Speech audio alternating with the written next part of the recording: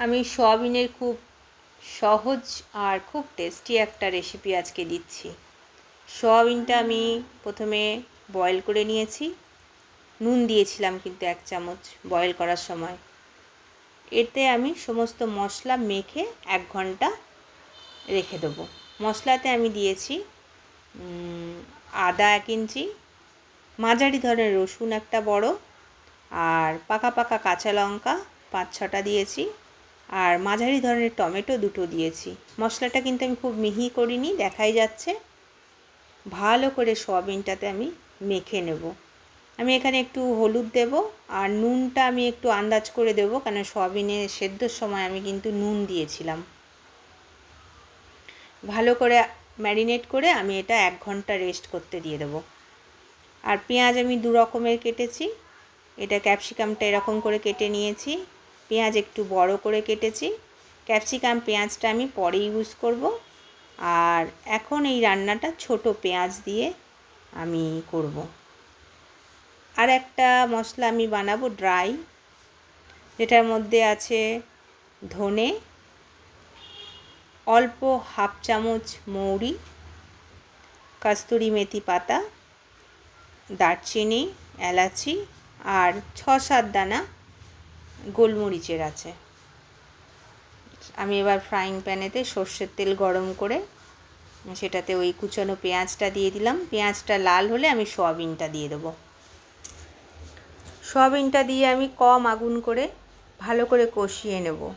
কষিয়ে অল্প একটু 1/2 গ্লাস জল দিয়ে আমি সয়াবিনটাকে ঢেকে দেবো। সয়াবিনটা ঢাকনা খুলে আর একটু কষিয়ে নেব। সয়াবিনটা করার সময় কিন্তু আমি আগুনটা একদম লো রেখেছি।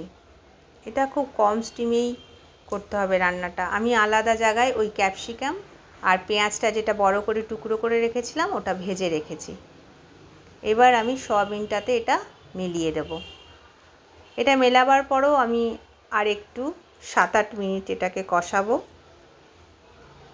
কষাবার পরে আর একটু 1/2 কাপ জল দিয়ে আমি ঢেকে দেবো, যাতে আমার ক্যাপসিকামটার পেঁয়াজটা সেদ্ধ হয়ে যায়। কিন্তু খেয়াল রাখতে হবে ক্যাপসিকামটা আর পেঁয়াজটা যেন খুব বেশি বয়েল না হয়ে যায়, তাহলেই এটার টেস্ট পাওয়া যাবে। আচ্ছা, আমি ঢেকে দিলাম। এবার আমি 6-7 মিনিট পর ঢাকনাটা খুলে আমার ওই ড্রাই রোস্ট করা যে মশলাটা আছে উপর থেকে আমি এটা দিয়ে দেবো। এই মশলাটা দেবার পরে খুব বেশি আমি কুক করব না, 3-4 মিনিট একটু নেড়ে চেড়ে দেব, আর তারপর আমি এটা ঢেকে গ্যাসটা বন্ধ করে দেব। খাওয়ার আগে আমি গ্যাসটা খুলব, ঢাকনাটা খুলব। গ্যাস তো আমার বন্ধই থাকবে, ঢাকনাটা খুলব। এই রান্নাটা ভীষণ সুস্বাদু হয়, একবার বানিয়ে দেখবেন। সয়াবিনের তো অনেক রকমই আমরা করি, কিন্তু এই ধরনের রান্নাটাতে সয়াবিনের মধ্যে মশলাটা খুব ভালো করে ঢোকে। দেখুন সয়াবিনটা কেমন সুন্দর জুসি হয়েছে, খুব টেস্ট লাগে এটা খেতে। একবার ঘরে নিশ্চয়ই ট্রাই করে দেখুন, ভীষণ ভালো লাগবে।